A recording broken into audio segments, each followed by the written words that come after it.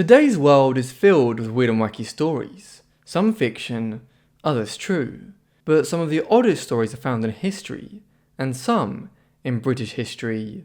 From a supercentenarian who covered herself with pig's fat, to a woman who claimed she gave birth to rabbits. In this video, we will explore all of these strange tales and more. For our first story, we are going back to the 18th century, where one woman claimed she could give birth to rabbits. Mary Denny was born at some point between 1701 and 1703, and was baptised in the local parish church on the 21st of February 1703. Very little is known about her early life, other than that she came from a poor family and married quite young in 1720, probably around 17 or 18 years of age. Her husband was a man named Joshua Toft, who worked as a journeyman clothier or tailor. Following their marriage, the Tofts had a hard time. The English clothes-making business had been suffering in the early 18th century, and Joshua was often underemployed. Moreover, the family could not afford him to be out of work, as Mary and he quickly had 3 children in the years after their wedding, 2 girls called Mary and Anne, and a boy named Joshua. Perhaps it was their poverty which led to Mary to have a reportedly ill temper. The events which brought Mary Toft to national attention in England began in 1726, when she once again became pregnant. On this occasion though, Mary appeared to miscarry in August of that year, expelling several body parts. However, weeks later, on the 27th of September 1726, Mary went into labour again. This time, Anne Toft, her mother-in-law, and a neighbour named Mary Gill attended on her. But they got a shock, as what Mary Toft began to expel wasn't human, but actually looked like a stillborn rabbit. Perturbed, they sent word to a local surgeon after the supposed stillborn, a man by the name of John Howard, about what had happened. Howard was skeptical at first, but when he visited the Toft household a few days later, Mary went into another apparent labour and expelled body parts of yet another stillborn rabbit. Having now become convinced of Toft's story, Howard arranged for Mary to be brought to the town of Guildford, where he would deliver any more body parts which might emerge. Mary also began relating what she believed might be happening. She claimed, been startled by a rabbit while working in the hop fields near Godalming, when she was about 5 weeks into her pregnancy. She had tried to catch the rabbit, kill it and bring it home to eat, but it escaped. Shortly thereafter, she had an unusual dream about rabbits, and so it was strange to her that when she had her first labour in August, and again in late September, that she expelled what resembled parts of stillborn rabbits. Mary stayed at Guildford for some time, during which Howard oversaw many more labours and during which she expelled further rabbits. By now, news of her bizarre story was spreading across southern England, and by early November, it had reached the court of King George I in London. The royal family took a personal interest in the story, and soon, the king became determined to investigate matters himself. And here is where it would all get even stranger. The first person dispatched to Guildford to investigate the matter, on behalf of the royal family and the government, was Henry Davenant, a member of the royal court. Davenant set off in early November to Guildford. By this stage, Mary was expelling rabbit parts every few days, and Howard was keeping careful diaries of these events, as well as quite gruesomely, keeping the rabbit body parts preserved in spirits. When Davenant arrived, Howard showed him these, and so it was that Davenant returned to London, seemingly convinced that Mary Toft was indeed forming rabbits in her womb, which were then being expelled in pieces. When this was reported at court, a decision was taken to send some experts to Guildford, and in mid-November, Nathaniel Saint-André, the royal surgeon and anatomist to the royal household, and Samuel Molyneux, a private secretary to the Prince of Wales, the future King George II, headed to Guildford. They were shown the preserved body parts and Howard's diaries, before witnessing Mary expelling what was by then the 15th rabbit. Curiously, the evidence of all of this was so convincing that Saint-André, an expert, believed Mary. He even set his reputation on the line by publishing a short pamphlet on the matter entitled A Short Narrative of an Extraordinary Delivery of Rabbits, which was published in London. Saint-André's text added to a growing number of pamphlets and newsletters being published in the capital about the bizarre occurrences in Surrey. These appeared with names such as A True and Perfect Narrative of a Woman near Guildford in Surrey who was delivered lately of 17 rabbits. Another called Doctors in Labour, a philosophical inquiry into the wonderful Colney Warren, lately discovered at Godalming near Guildford in Surrey, and a certain Mr. Brathwaite's pamphlet entitled Remarks on a Short Narrative of an Extraordinary Delivery of Rabbits, performed by Mr. John Howard, surgeon at Guildford. As a result of all of these, by the early winter of 1726, Mary Toft was the talk of the capital. Not everyone was so convinced though. The king had another royal surgeon in London. This was a German who had served George I at Hanover in Germany, before George ever became King of England. This man, Cyriacus Auchers, now proceeded to Guildford himself. Like Saint-André and Molyneux before him, he was shown the evidence Howard had amassed, and he witnessed Mary Toft's 16th labour, an expulsion of a rabbit. And then he promptly returned to London and informed the king that the entire thing was a hoax. His own account of it appeared in print in London just 5 days after Saint-André's pamphlet. He entitled it, Some Observations Concerning the Woman of Godalming. The scandal was such by now that the king wanted to resolve the controversy once and for all. Accordingly, he dispatched a team of individuals to Guildford to collect all the available evidence and return to London with it and Toft, who by now was said to have expelled 17 rabbits. This they did, and Toft was accordingly brought to London, where she was lodged in Leicester Fields. In London over the days that followed, many members of London's and England's medical profession began to gather to witness Mary Toft giving birth to an 18th stillborn rabbit. However, they were to be disappointed. Although Toft alleged that she had experienced some contractions, she did not expel any more rabbits. As disappointment gave way to suspicion, Toft came under intense questioning, not just from the medical professionals, but also increasingly from justices of the peace and court officials. They asked things such as why her labours had suddenly stopped, and wondered if she had simply been deceiving people all along. In December, the truth surrounding her case would come to light, and that month, Thomas Onslow, 2nd Baron Onslow, discovered during his investigation into Mary Toft that for the past month, Toft's husband Joshua had been buying young rabbits. Onslow then wrote to a physician stating that he would publish his findings, yet he was too late to discover the truth. The same day, one Thomas Howard, who worked as a porter, confessed to Justice of the Peace Sir Thomas Clarges that he had been bribed by Toft's sister-in-law Margaret to sneak a rabbit into Toft's chamber. When Mary was questioned, she denied all accusations, claiming that she was hungry and was only going to eat the rabbit. Eventually, Toft cracked when she was threatened with a very painful experiment to determine any secrets she was carrying. As such, she and then her husband confessed to what had been happening all along. The entire thing had been an elaborate fabrication.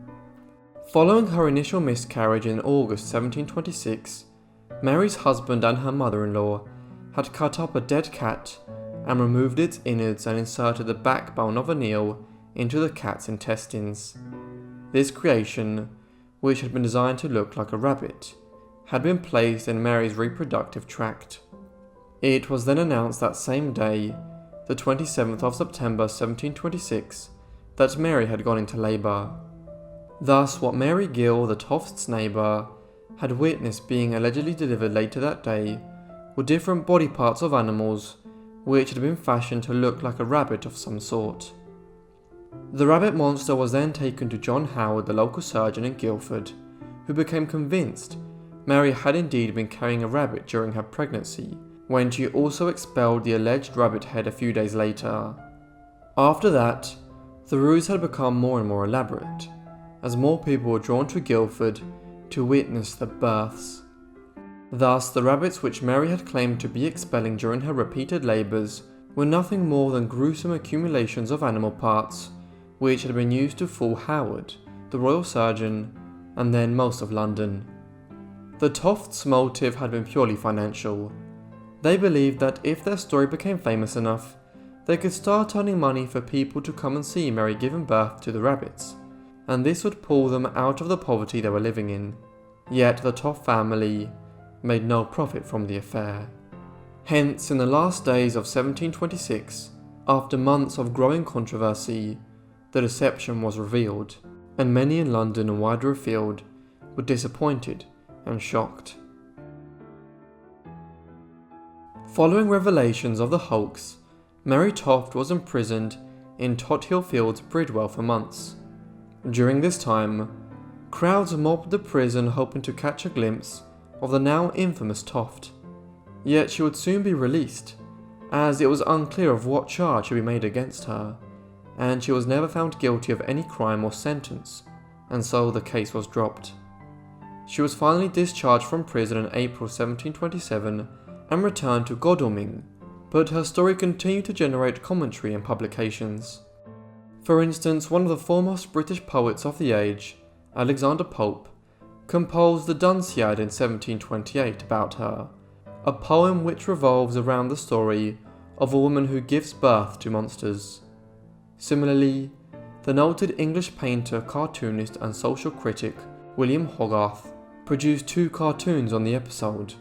One, The Wise Men of Godalming in Consultation in 1726, when the case was still being deliberated on, and a second decades later entitled Credulity, Superstition and Fanaticism.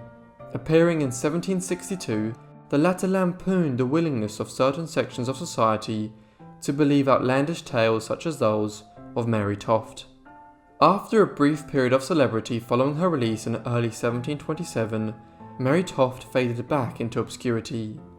In February 1728, she gave birth to a final child, a daughter named Elizabeth, who was noted in the Godalming Parish Register as her first child after her pretended rabbit breeding.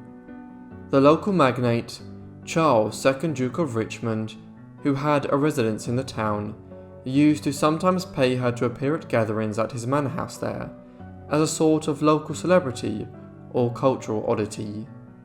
She reappeared in legal records again in 1740 when she was charged with stealing livestock, likely because she was still living in poverty. When she died in January 1763, her obituary appeared in the London newspapers. She was buried in Godalming on January 13th and was around 62 years of age at the time of her death.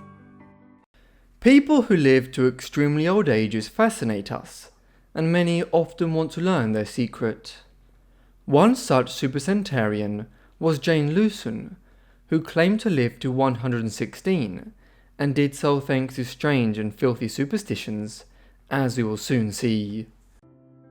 Jane Vaughan, known as Jane Lewson, was supposedly born in the year 1700 in Essex Street, London, though no birth certificate has ever been uncovered to verify this. This may instantly put doubts in your mind about her birth, but it should be noted that few baptismal records from the early 1700s have fully survived.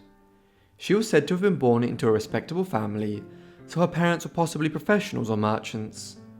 Although nothing is really known about Jane's early life, we can assume she had a typical upbringing for someone of her social class. She was likely raised in a large household with servants and led a relatively comfortable life. Jane's education would have focused on the domestic arts, such as sewing, cooking and housekeeping, as well as on religious instruction. She also would have been required to learn how to dance, play music and paint. Once Jane reached a marriageable age, she was expected to marry well, and it seems like she did. It does appear that a Jane Vaughan, her maiden name, married a certain Mr. Lewson, a London merchant in 1726 in London. They subsequently had a daughter together, following which Mr. Lewson died prematurely, leaving his wife to raise her alone. Thus, this marriage record would certainly seem to indicate that she was born very early in the 18th century. Not much is known about Lewson's life in the years immediately after her husband's death. Being a wealthy widow, it's said that she had many suitors, but never remarried. We also don't know the manner in which she raised her daughter, but it was likely similar to her upbringing, largely being defined by her future role as a wife and mother. In time, her daughter married and moved away, and after this, Jane became a very eccentric figure. From the 1780s or so onwards, Lewson was increasingly noted for her old age across London and then England. She was celebrated for her longevity, and people became very interested in her lifestyle, but as you will see, it is very different from what anyone would have imagined. Lewson was known to be a peculiar individual during her old age and then during her ancient age. For one, she was a retiring character, who hardly ever left her house and would also rarely permit anyone to visit her in her own home. This would suggest she spent several decades with little contact with the rest of the world. There were some exceptions though. For example, she had an old female servant who visited her to carry out some household chores between the late 1780s and 1806. However, even she eventually died, and Lewson briefly hired others to fill this role, but none were to her liking. Apart from 2 old lapdogs and a cat, her only companion was an elderly man who maintained several properties in the area. Initially, he helped Lewson with various errands, but since he proved very useful, she eventually took him into her home, where he served as her steward, butler, cook and housekeeper. Sadly, by now it seems like she had no contact with her family, her nearest relatives having died long before. Lewson's house was described as a large abode, one which had once been a fine, elegantly furnished London home, but which had inevitably declined over the decades. The eccentric Lady Lewson insisted in keeping the beds in the spare rooms freshly made up, though no one had slept in these for years. This contrasted with her housekeeping elsewhere. She refused to have the windows washed, fearing they could break and let germs in, and as the decades passed, dirt and dust began to cover them, preventing natural light from entering the house. Besides her grimy windows and decaying interior, we know that Lewson did enjoy maintaining her garden, and neighbours reminisced about how in the summer months she would often sit there and read for hours. Occasionally she would visit others, and was known to talk to the local grocer in the square and visit 1 or 2 old acquaintances. Yet, as was unavoidable, Lewson went on to outlive everyone she had known as a younger and middle-aged woman, her daughter included. In her obituary, the Observer made keen note of her retro dress sense, noting that, quote, "She was so partial to the fashions that prevailed in her youthful days that she never changed the manner of her dress from that worn in the reign of George I. She always wore powder with a large tate, made of horsehair on her head near half a foot high, over which her hair was turned up, a cap over it which knotted under her chin, and 3 or 4 curls hanging down her neck. She generally wore silk gowns and the train long, with a deep flounce all around, a very long waist, and very tightly laced up to her neck, round which was a kind of ruff or frill. The sleeves of her gown came below the elbow, from each of which 4 or 5 cuffs were attached, a large straw bonnet quite flat, high-heeled shoes, a large black silk coat trimmed around the lace, and a gold-headed cane completed her everyday costume for the last 80 years, and in which she walked round the square, on which account she was known by the name of Lady Lewson. Something that her contemporaries were very eager to hear about was her health, and how she had lived for so long. Apparently, there was no secret to Lewson's longevity, other than superstition. Lewson was convinced that washing would give her a cold, so she never washed. Instead, she coated herself in hog's lard because it was soft and smooth. Also, she was said to have insisted on drinking her tea out of her favourite cup, while she would only eat while sitting in her favourite chair and with her cutlery arranged in a very specific pattern. Otherwise, she was generally averse to medicine and doctors. It was claimed that she had a remarkable dental history, having never lost any teeth, but bizarrely having sprouted 2 new ones in 1787, as she neared her 90th year. This might not be an entirely fantastical statement. Hypodontia, where an individual begins to grow additional teeth beyond the normal set in their adult years, is more common than one would think, and occurs in over 3.5% of people today. However, the possibility that Jane Lewson could have suddenly developed extra teeth at 87 years of age is a bit far-fetched. More believable was the acknowledgement that her sight had begun to fail her in her later years. By the time she reached her 110s, Jane Lewson was acknowledged by many to be the most knowledgeable source on English history in London, simply because she had lived through so many events and still had a sharp memory of them. She was, so it was claimed, able to recall events as far back as 1715, meaning that she was able to trace details of the Jacobite uprisings in Scotland in the first half of the 18th century, the 7 Years' War with France between 1756 and 1763, and the American War of Independence in the 1770s, while also having lived through the entirety of the French Revolutionary and Napoleonic Wars between 1793 and 1815. Lewson was evidently and understandably superstitious about her possible death by the mid-1810s.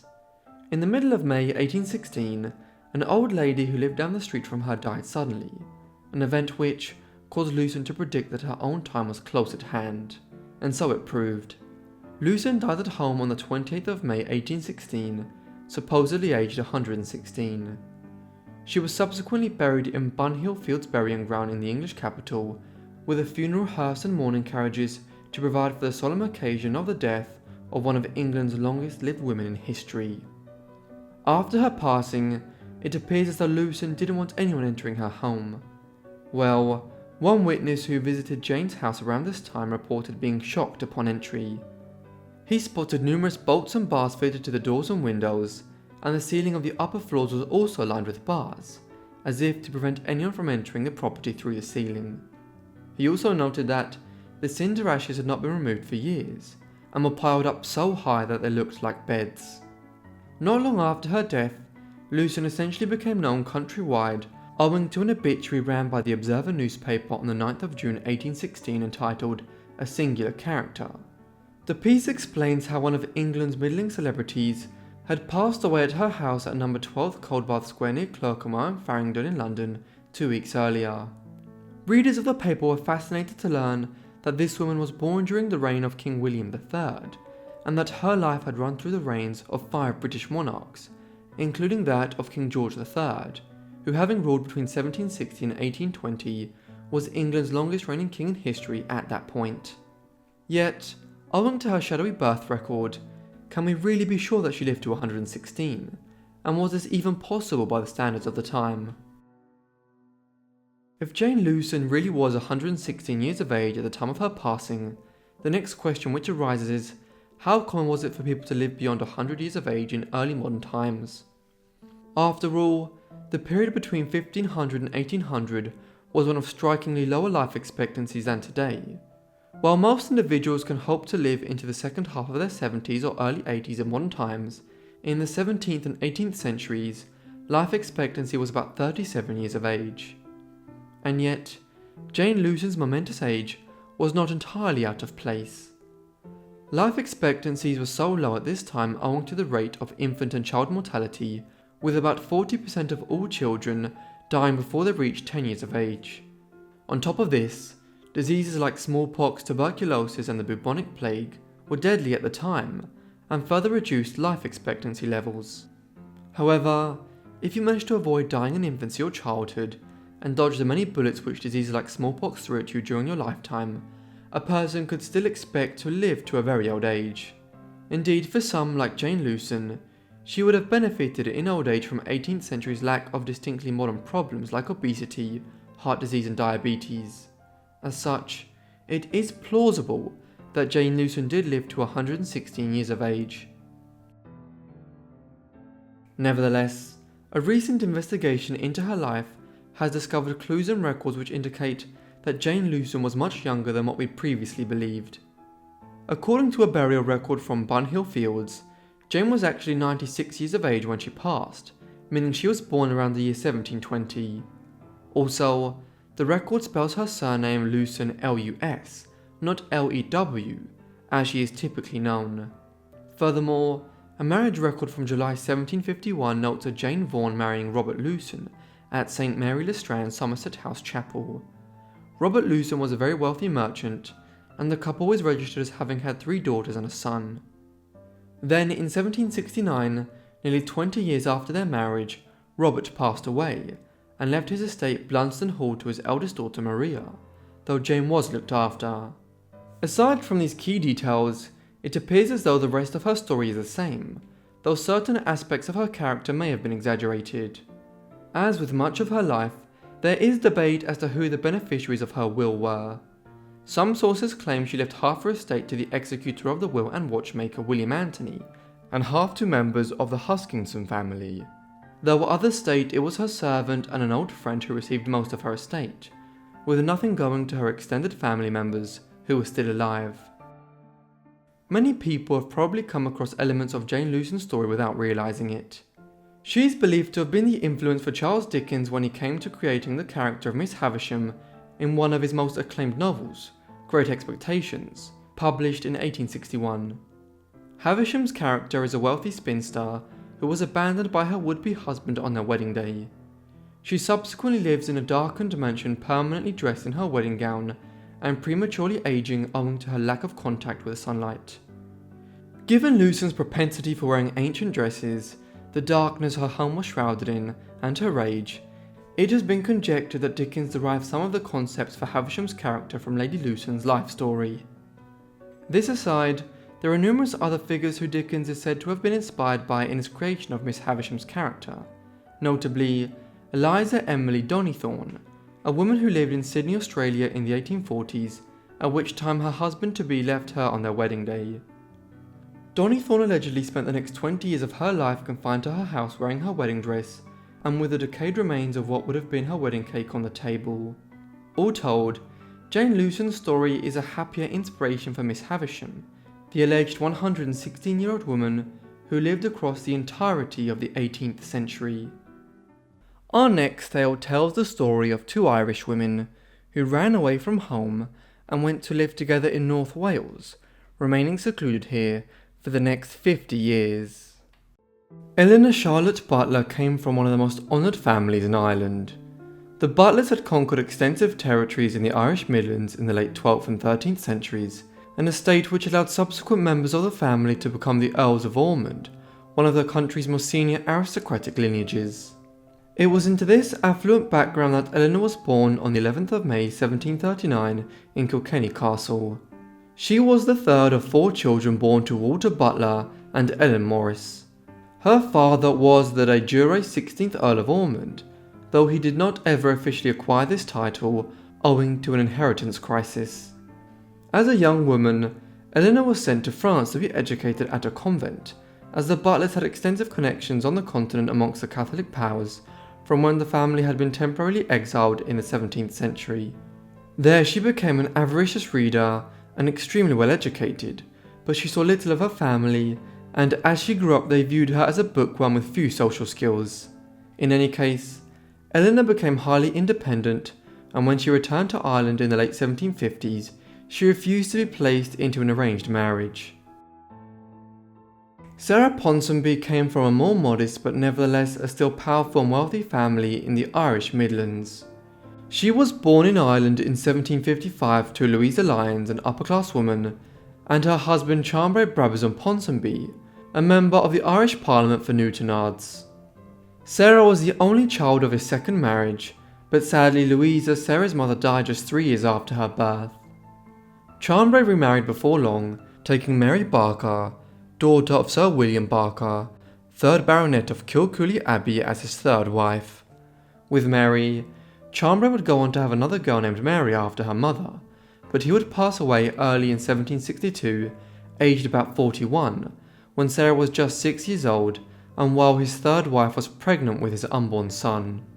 This child was born 4 months after his passing, and was named Chambre Brabazon after his father. Accordingly, Sarah became an orphan and was sent to live with some relatives in Kilkenny. Here she grew up in the same social circle as Eleanor, who lived some 25 kilometers away, though she was 16 years younger than her. They first met in 1768 when Sarah was 13 and Eleanor 29, as Sarah had been sent to Kilkenny Castle to further her education under Eleanor's tutelage. As Sarah grew older, the two developed a close friendship, which continued throughout Sarah's education. Once she turned 18 and completed her studies, Sarah returned home, but the pair stayed in touch and remained close friends.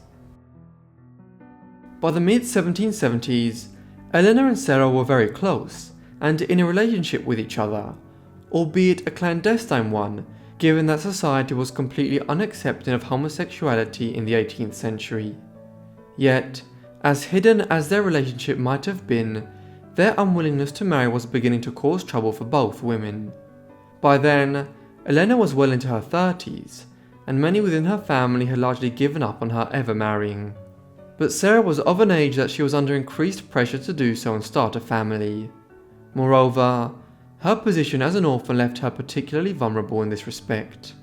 There were also murmurs amongst Eleanor's family members that since she had not married and would not have children, that she should be sent to a convent. It was as a consequence of these pressures that the couple began formulating plans to elope from the Irish Midlands and start a life together somewhere else. Eleanor and Sarah made a first effort to escape from Kilkenny on the night of the 30th of March 1778. The pair dressed as men and armed themselves before heading for Waterford, where they hoped to catch a boat to Britain. Yet, their plan was discovered when they were found hiding near Waterford dock. According to some, Sarah's dog gave them away, as they had taken it with them and it wouldn't stop barking. Following this, their families tried to make them abandon their plans, but it was no use, as the pair had made up their minds. 2 months later, the women tried again, and this time they were successful, eloping across the Irish Sea to Wales. After arriving in Milford Haven, the pair began a picturesque tour of the Welsh countryside before deciding to settle in North Wales. Eventually, they managed to secure the tenancy of a charming cottage on the outskirts of the village of Llangollen, and in 1780 they purchased the property. This they named Plas Newydd, a Cymric term meaning new hall or new mansion. It would become their home for the next half a century, and they would soon become mini celebrities in Wales and England. Eleanor and Sarah gradually began renovating Plas Newydd, following their decision to settle here in the late 1770s. It was originally a 5-bedroom cottage, large by the standards of the region and time, but not unusual in its architectural features. However, over the years the pair altered the facades and features of the building to turn it into a Gothic-style cottage which certainly stood out in the Welsh countryside. The most striking aspect of this were arched window features and panes, which made the front of the cottage look more like the facade of a medieval Gothic cathedral than a Welsh household. They even managed to acquire the medieval high cross, which had stood at the top of Chester Cathedral for centuries, but which had been torn down during the English Civil War as the Puritans reacted against Roman Catholic beliefs. This they set up anew at their home. Formal gardens were also laid out around the cottage, and inside elaborate oak panelling decorated many of the rooms. The nature of Eleanor and Sarah's relationship has been widely speculated on over the decades. Historians have wondered if they were in fact lesbians, or if they were just two unusually close women who found solace in each other's company and their decision to reject marriage and the social constraints of the time. Yet there seems little doubt that they were lovers in some sense. Eleanor's extensive diary survived today, and in these she repeatedly refers to Sarah as "my beloved," while we also might speculate that their ironic decision to name a succession of pet dogs as Sappho as fairly concrete evidence of the women's sexuality. Sappho was a famous ancient Greek poetess whose professed love for women is the origin of the term lesbian, having hailed from the island of Lesbos in Greece. Despite the general rejection of homosexual relationships at the time, the women do not appear to have faced any persecution owing to their relationship. If they had been two men living together with rumours of a sexual relationship, the situation would have been different, as gay relationships were actively suppressed under Britain's sodomy laws until well into the 20th century. The two women led a relaxed cerebral life here. They had enough money to hire some household staff, including Mary Carroll, a colourful character who was part of Sarah's household staff back in Ireland, and she would remain a faithful servant and friend for the rest of her life. This left the women free to engage in renovating the cottage and other pursuits. For instance, we have the following entry from Eleanor's diary under the 22nd of September 1785.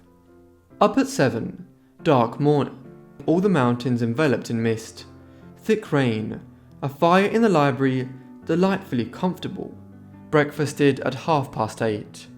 From 9 till 1 writing, my beloved drawing Pembroke Castle. From 1 to 3 read to her. After dinner went hastily round the gardens. Rained without interruption the entire day. From 4 till 10 reading to she drawing. From 10 to 11 sat over the fire conversing with my beloved. A silent, happy day. There are many other entries which describe days spent largely reading, writing and drawing, proving that the couple were happy to live a quiet, secluded life. Curiously enough, despite their elopement from Ireland, the pair managed to maintain a relationship with their families back home after a period of initial estrangement. Llangollen lay along one of the main routes that travellers between Dublin and London might take if they crossed directly over to North Wales and then travelled across the country into England. There is evidence that family members and relatives visited them frequently at Llangollen. Evidently both families found the new dispensation acceptable as long as Eleanor and Sarah were not physically present in Ireland. Over the years, Eleanor and Sarah gradually became quite famous across Britain. At first their home attracted attention owing to the Gothic architecture in this remote Welsh cottage. They opened their home to those who wished to visit and view the unusual domicile.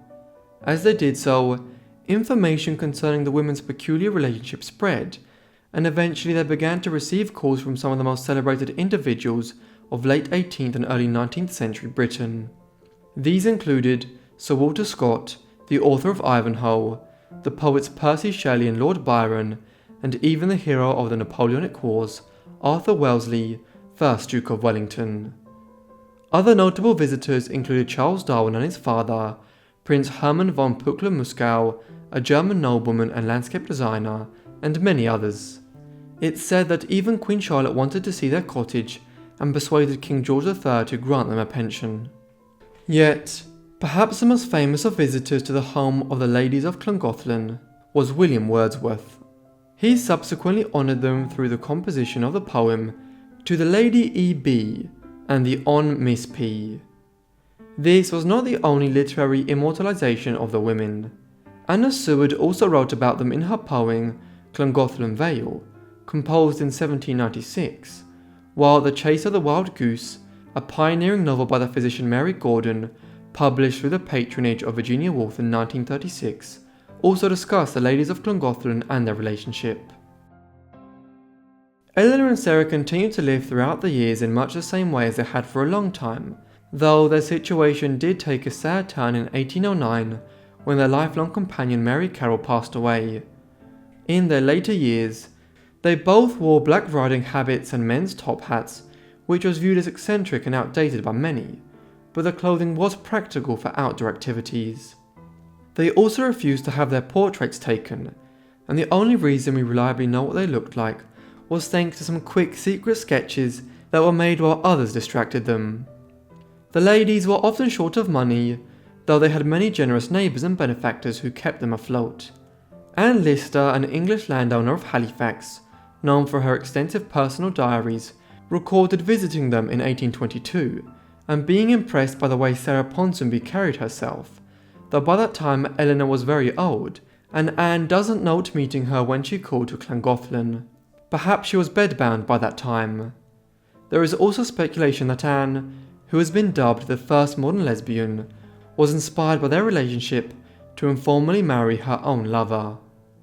In the end, despite their significant age difference, Eleanor and Sarah died within a short period of each other. Eleanor survived until her 90th year, dying of general old age on the 2nd of June 1829. Sarah lived on at Plasnowid for just over 2 years thereafter, passing away on the 9th of December 1831 at 76 years of age. They were buried together on the same plot at St. Colin's Church in Llangollen. Also buried here is Mary, because after her death the pair had erected a three-sided monument which would serve as a final resting place for the three of them after so many happy years together. Place now had passed into new ownership, with General John York, a British commander and veteran of the Crimean War of the 1850s, residing there for a time. In 1932, the house came into the possession of the Llangollen Urban District Council. Today, it has been turned into a museum, both on account of its unusual design features and the story of the two women who lived there in the late 18th and early 19th centuries.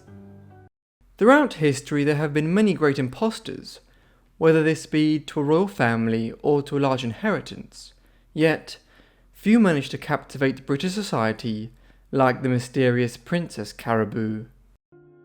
On the 3rd of April 1817, a most peculiar series of events began in the small town of Almondsbury, to the northeast of the port city of Bristol in southwestern England.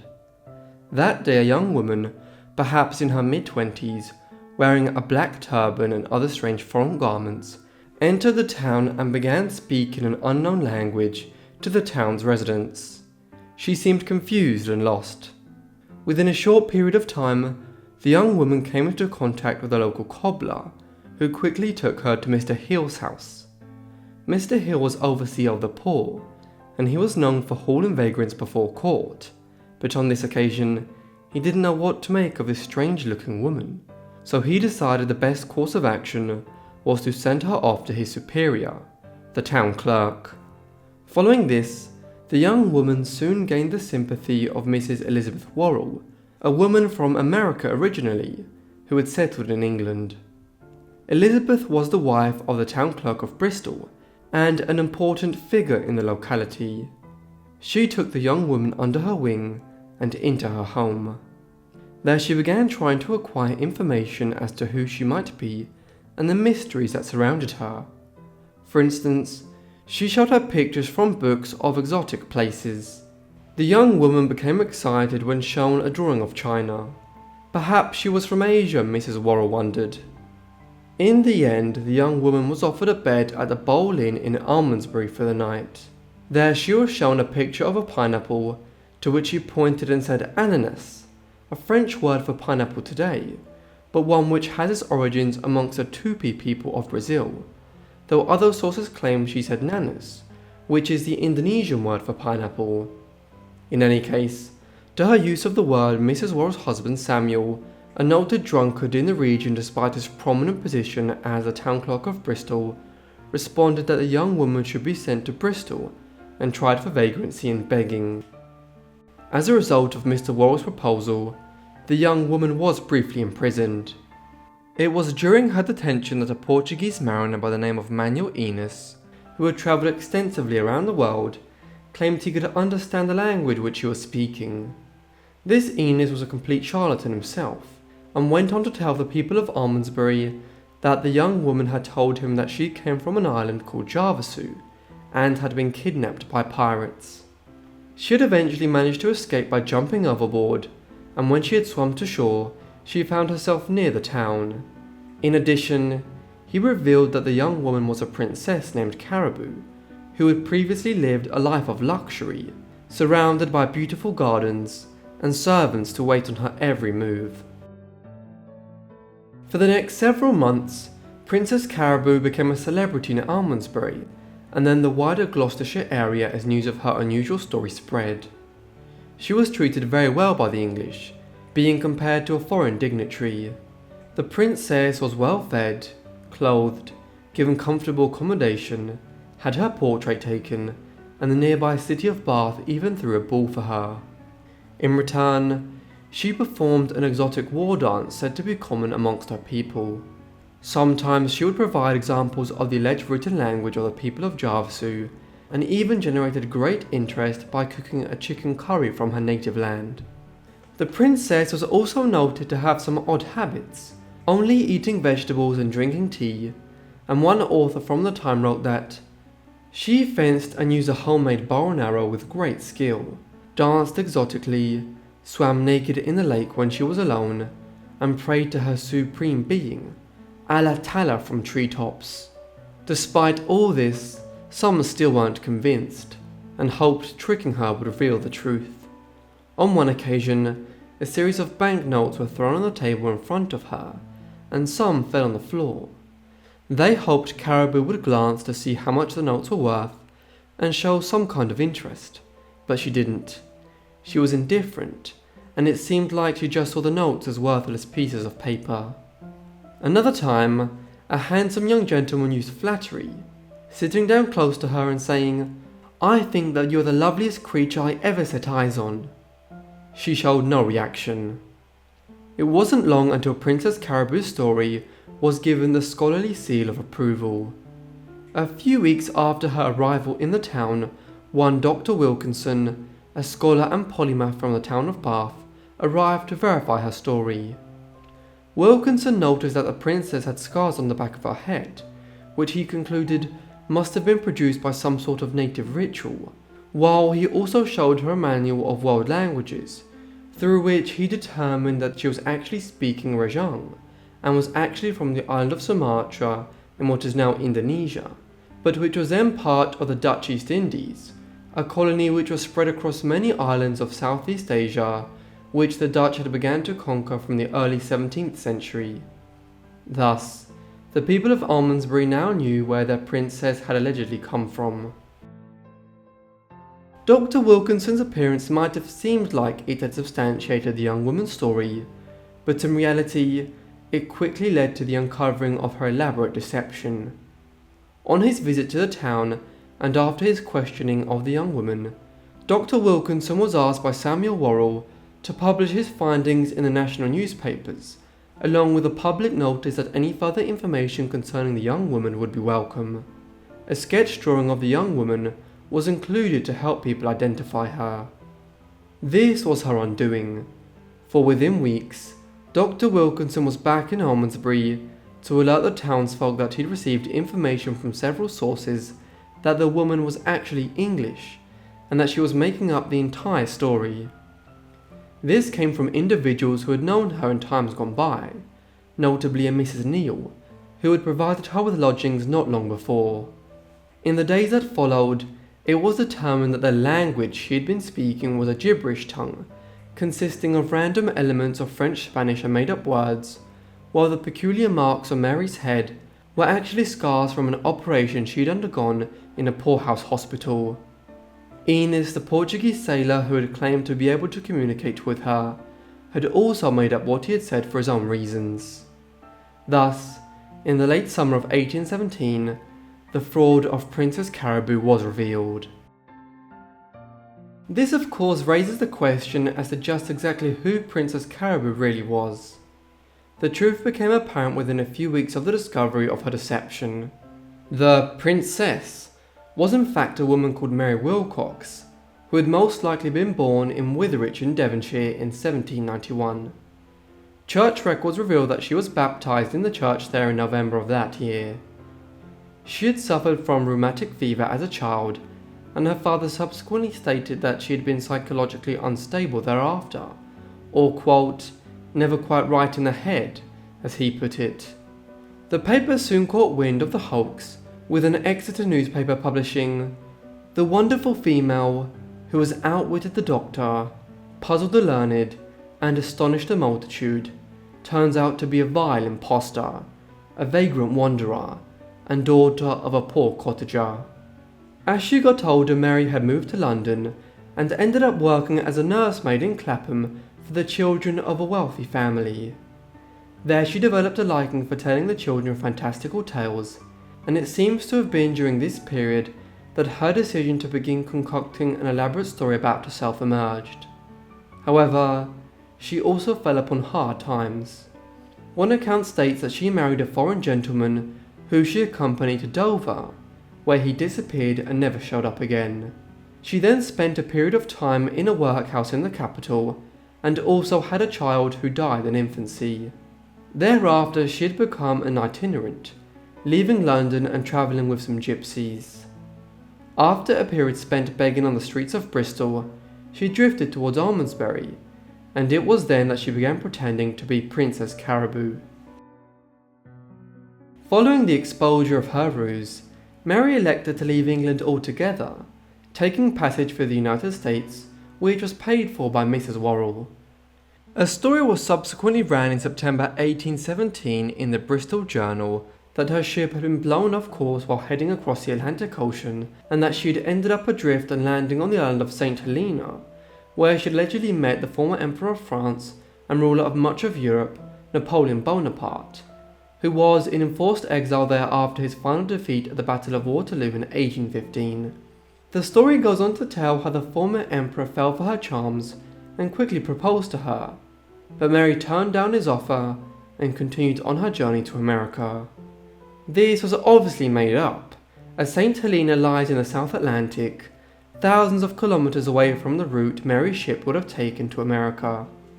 Having reached the United States, Mary settled in the city of Philadelphia.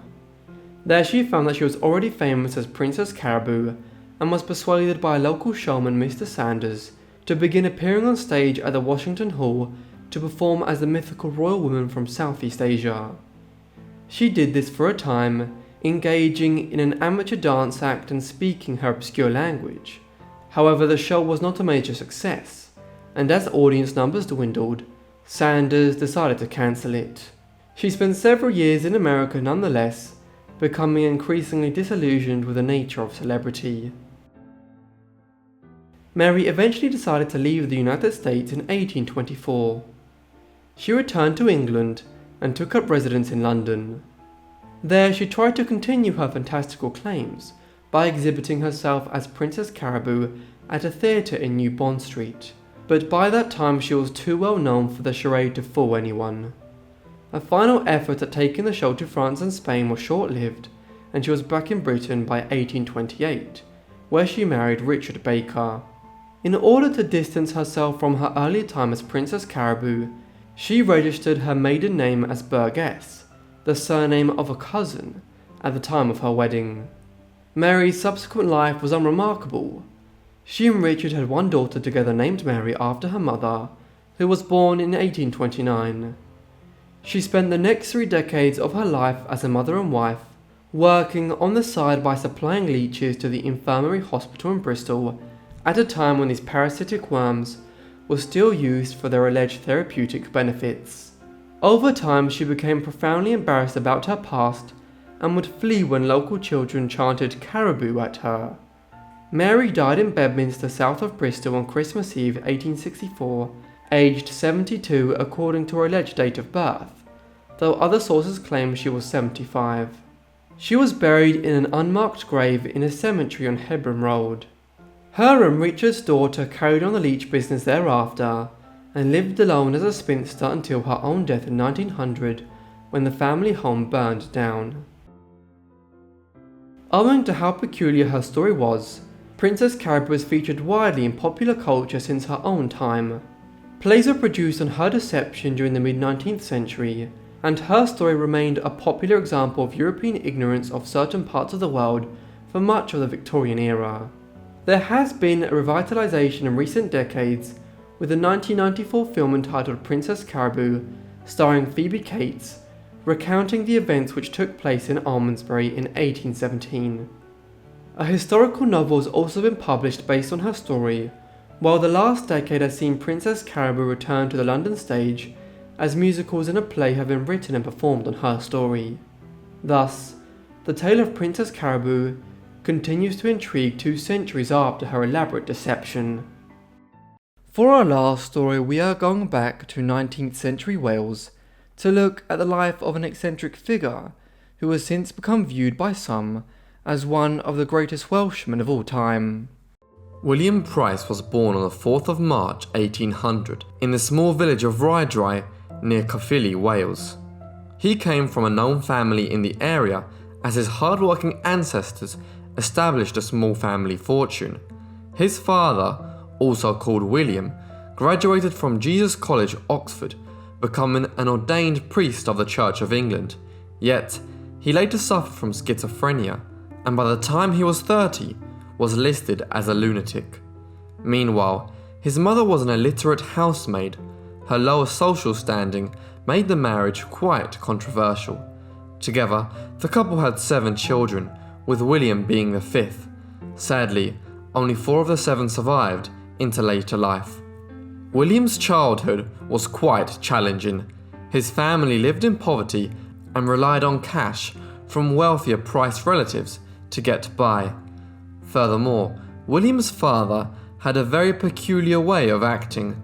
Many strange stories about him exist, such as that he bathed in local ponds, at times naked or fully clothed, and that he collected snakes and left them in his pockets for days at a time. This strange behaviour worsened, leading to him experiencing bouts of rage and anger. On one occasion, he fired a gun at a woman for taking sticks from his hedgerow. He was also known to throw sharp objects at locals. As he was a danger, not only to the community, but also to himself, his family frequently tied him to his bed or armchair. At the age of 10, William attended the local school in Machen. Here, he learnt English, as at home, he only ever spoke Welsh. As time passed, he showed his intellectual capabilities, doing well in all of his exams. At 13, young William Price decided to pursue a path in medicine, despite his father insisting that he become a solicitor. His decision was likely due to a number of factors, including his father's mental disorder, the illness that took the lives of his infant brothers, and the poor health of workers in the local area. In 1814, Price moved to Caerphilly after securing an apprenticeship to a successful young surgeon called Dr. Evan Edwards. For around 5 years, Price worked under Evans, which was funded by various family members. Once the apprenticeship was over, Price went on to study at the London Hospital in Whitechapel and St. Bartholomew's Hospital under some of the country's best surgeons. Price did very well, and in October 1821 he became a member of the Royal College of Surgeons at only 21 years old, a great achievement considering his background. Following this, he returned to Wales in order to begin working as a general practitioner. Price rented a farmhouse in Pontypridd, which served as his place of work. During this period in time, the south of Wales experienced a huge population increase due to the expanding iron industry. By 1823, Price had become very important within the local community. He was appointed as a surgeon by some of the main employers in the area, including Brown Lennox Chain Works and Treforest Tinplate Works. Furthermore, he was the medical advisor to the wealthy Crawshay family, who owned Treforest Tinplate Works. As a young man, he gained influence in his local community thanks to his medical expertise. Despite his relatively humble background, he even mixed with the Welsh upper classes, attending champagne balls at Cyfarthfa Castle. However, as he grew older, his eccentric behaviour increased. Although it wasn't to the same extent as his father's, it seemed that this maverick nature ran in the family. A known nudist, Price would race around the hills near Pontypridd completely naked. Price had many strong beliefs which strayed from the social norms of the time. He was completely against marriage and maintained that it led to the enslavement of women, as it took away their freedom. Instead, Price believed in free love.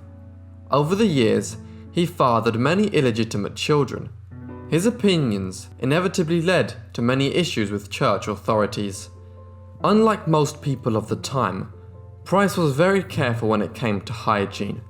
He considered coins to be very contaminated, and so he always washed them. He even thought that socks were unhygienic and never wore them. This obsession with hygiene likely came from him realizing that industrialization was having serious negative effects on the health of the working classes. Price was no ordinary Victorian doctor. He was strict in his convictions and led a very healthy lifestyle. Price believed in natural remedies, such as healthy food, fresh air and exercise. Keeping in line with this, he was an early advocate of vegetarianism. According to him, eating meat brought out the beast in man. Furthermore, he was completely against smoking, even refusing to treat patients who couldn't kick the harmful addiction. Furthermore, he established an example of the social healthcare system by only charging patients what they could afford. Following this, workers paid